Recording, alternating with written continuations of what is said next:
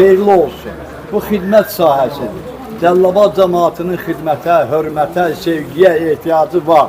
Sənin də bilirəm, qəlbində o hisslər var, oradan yaşayırsan, səninlə qürur duyuram. Lakin sənin mənim gözümdə daha belə uca görünməyin səbəbi Bəhruzdan doğur. Allah şükür. Yəni olan şey mən gerçək danışan adamım da. Mübarək olsun, sağ-salamat işləyin, dəyər verdiyinizə görə vətən övladına, qəhrəmanımıza, qazilərimizə səni bağrıma basıb alnından ötürəm, mübarək. Amma bu günlərin məqsəd tam başqadır.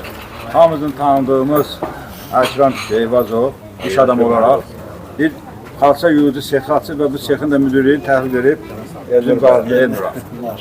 Bu həm də mən deyərdim ki, Eyvazovun, yəni Əkrəm kişinin bizim sahibçiləri olan bir çağırışıdır.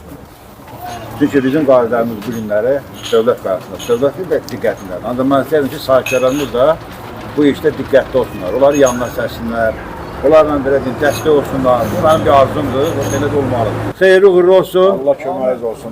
düşərli olsun və ardı gəlsin inşallah. Sağ olun. Sen kesme. Sen kesme. Şey de olmaz. Allah mübarək, mübarək. Bunlar da kaldırır. O, sen gel dedi. O yanlış yazdı.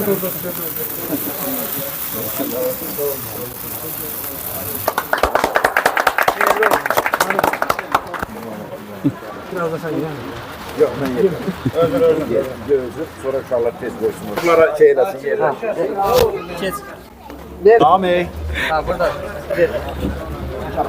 Doğru çapları tez. Hayırlı olsun.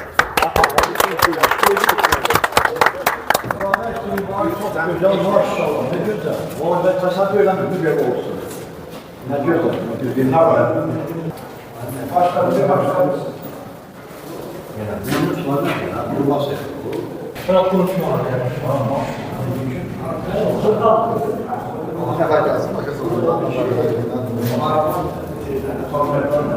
Hakikaten rayon için güzel bir şeydi, hizmet sahası. Allah köməyiniz olsun. Şeydir. Sanşı da əla. Allah xeyir versin. Gözəl xidmət. Ha, hökmən. Biz vətənsevər, namussevər insanlarıq. O bayaq onu deyəcəm də Onları düşünmək, özü böyük şey. Böyük şərtdir, bəli. Allah köməklər Çox sağ olsunlar. Allah xeyir versin, salamat işləsin. Amin. Və belə obyektlər rayonumuzda çox olsun. Nə qədər çox olsa bu xidmət sahələri yaşamağımız bir o qədər asatlaşır. Cəlilabadda ən axsaq sahə xidmət sahəsi. İnsanlar xidmət sahəsini başqa cür var. Hər işəm götürüb də qoymaq gözəl.